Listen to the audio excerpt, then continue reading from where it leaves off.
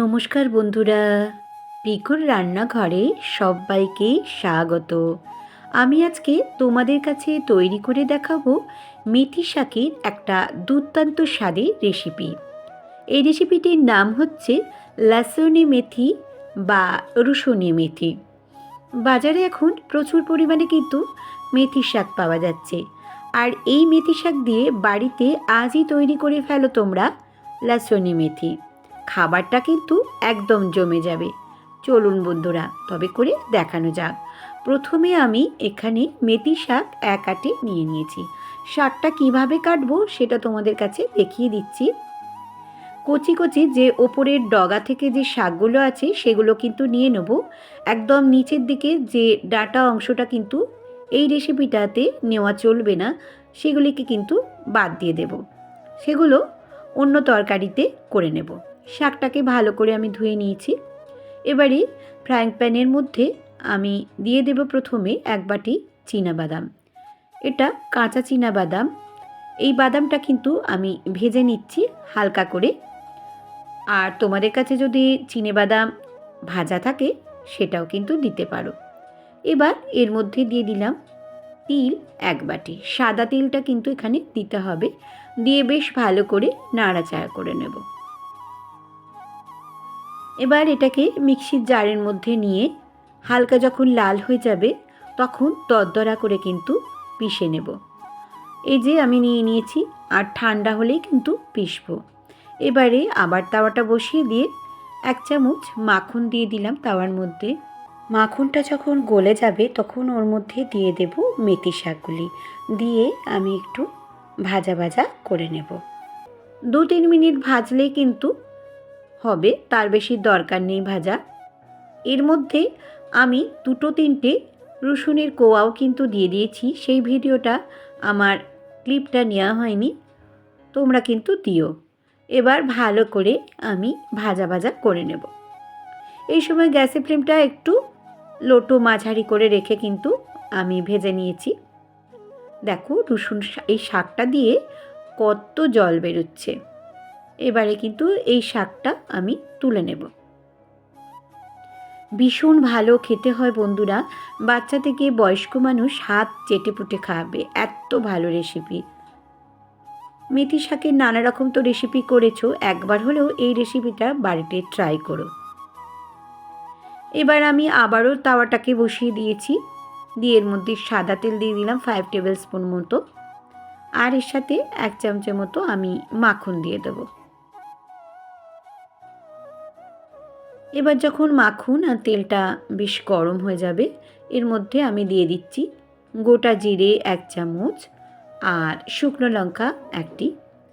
দিয়ে আমি যখন একটু ভালো মতো গরম হয়ে যাওয়া অবধি অপেক্ষা করছি। এই সময় গ্যাসের ফ্লেমটা কিন্তু একদম আস্তে করে রেখে দেবেন। যেহেতু লাসুনি মেথি বা রসুনি মেথি, তাই জন্যে কিন্তু ফোড়ন হিসেবে প্রথমে রসুনটাকেই দিতে হবে। এখানে 25 কোয়া মতো রসুনটাকে আমি দেখো এরকম লম্বা লম্বা করে কেটে নিয়েছি, যেটা জুলিয়ান কাট বলে সেই কাটটা। এবার বেশ ভালো করে আমি কিন্তু এটাকে ভেজে নেব। এই 1 মিনিট মতো ভেজে নিয়েছি। এবার এর মধ্যে দিয়ে দিলাম একটা বড় সাইজের পেঁয়াজ। পেঁয়াজটা কিন্তু একটু ছোট ছোট কুচি করে কুটতে হবে। এবার ভালো করে আবারও আমি নাড়াচাড়া করে দিচ্ছি। সবটা দেখবে বন্ধুরা, নাহলে কিন্তু তোমরা বুঝতে পারবে না। একটার পর একটা কি দিচ্ছি, একদম স্কিপ করবে না। এবারে আমি দিয়ে দিলাম 2 ইঞ্চি মতো আদা কুচি, এটাও জুলিয়ান কাট করে নিয়েছি। আবারও ভালো করে আমি নাড়াচাড়া করে নিচ্ছি। এই সময় গ্যাসের ফ্লেমটা কিন্তু একদম আস্তে করে রেখে দেবে তোমরা। এবার 4 থেকে 5টা দিয়ে দিচ্ছি কাঁচা লঙ্কা কুচি। দিয়ে আবারও আমি ভালো করে নাড়াচাড়া করে নিচ্ছি। এর সাথে দিয়ে দেব আমি এখানে, দেখতে থাকো বন্ধুরা, টমেটোটাও কিন্তু ছোট ছোট টুকরো করে কেটে নিয়েছি। আর এখানে 2টো ছোট সাইজের টমেটো রয়েছে। টমেটোটা দিয়েও বেশ ভালো করে নাড়াচাড়া করে নিচ্ছি। এবার দিয়ে দিলাম পরিমাণ মতো নুন, হলুদ গুঁড়ো 1 চামচ, লাল লঙ্কার গুঁড়ো 1 চামচ, জিরে গুঁড়ো 1 চামচ, আর দিয়ে দেবো এখানে গরম মশলা 8 চামচ, চিনি 8 চামচ দিয়ে দিয়েছি। দিয়ে অল্প একটু জল দিয়ে আমি মশলাটাকে প্রথমে কষিয়ে নেব। এবার ভেজে রাখা যে মেথি শাকটা সেটাও এর মধ্যে দিয়ে বেশ ভালো করে কিন্তু নাড়াচাড়া করে নেব। গ্যাসের ফ্লেমটা একদম আস্তে করে রেখে দেবে। এবার আমি দরদরা করে পিষে রেখেছিলাম বাদাম আর তিলটা, সেটাকেও দিয়ে দিলাম। দিয়ে ভালো করে নাড়াচাড়া করে নেব। এই রেসিপিটা অত্যন্ত সুস্বাদু হয় আর খুব চটজলদি কিন্তু রান্নাটা হয়ে যায়। বাড়িতে বন্ধুরা অবশ্যই ট্রাই করবে। এবার মিক্সি দেওয়া জলও কিন্তু আমি এর মধ্যে দিয়ে দিলাম। দিয়ে এটাকে আমি 5 মিনিট মতো সিদ্ধ করতে দেবো চাপা দিয়ে। এই রেসিপিটি যদি ভালো লেগে থাকে তাহলে সাবস্ক্রাইব, লাইক, শেয়ার করবে। এবার আমি খুলে দেখে নিচ্ছি। দেখো বন্ধুরা কি সুন্দর দেখতে হয়েছে, খেতেও কিন্তু দারুণ হয়েছিল, চটজলদি হয়ে যায়। বাড়িতে অবশ্যই ট্রাই করো তোমরা। এবার আমি আর একটু নাড়াচাড়া করে নিচ্ছি। দেখো একদম কিন্তু সেদ্ধ হয়ে গেছে মেথি শাকটা। মেথি শাকের একটা অন্য রকমের রেসিপি। এবারে আমি একটু ফুটিয়ে নিচ্ছি। গ্যাসের ফ্লেমটা আমি কিন্তু এবারে বন্ধ করে দেব।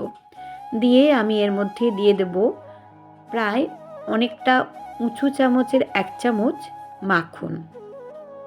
মাখনটা দিয়ে এবার আমি গ্যাসের ফ্লেমটা বন্ধ করে স্ট্যান্ডিং টাইম করে রেখে তোমাদেরকে দেখাচ্ছি। নিচে থাকা বেল বাটনটা প্রেস করে দেবে যাতে নতুন নতুন রেসিপি বা ব্লগ তোমাদের কাছে প্রথমেই পৌঁছে যায়। আবারও একটু সার্ভ করব যখন, তখন একটু মাখন দিয়ে দিয়েছি এর ওপর। খুব খেতে ভালো হয়েছিল বন্ধুরা, বাড়িতে অবশ্যই ট্রাই করো। আর আমার ফেসবুক, ইনস্টাগ্রামে পিকুর রান্নাঘর আছে, চাইলে সেখানেও কিন্তু তোমরা সদস্য হয়ে যেতে পারো।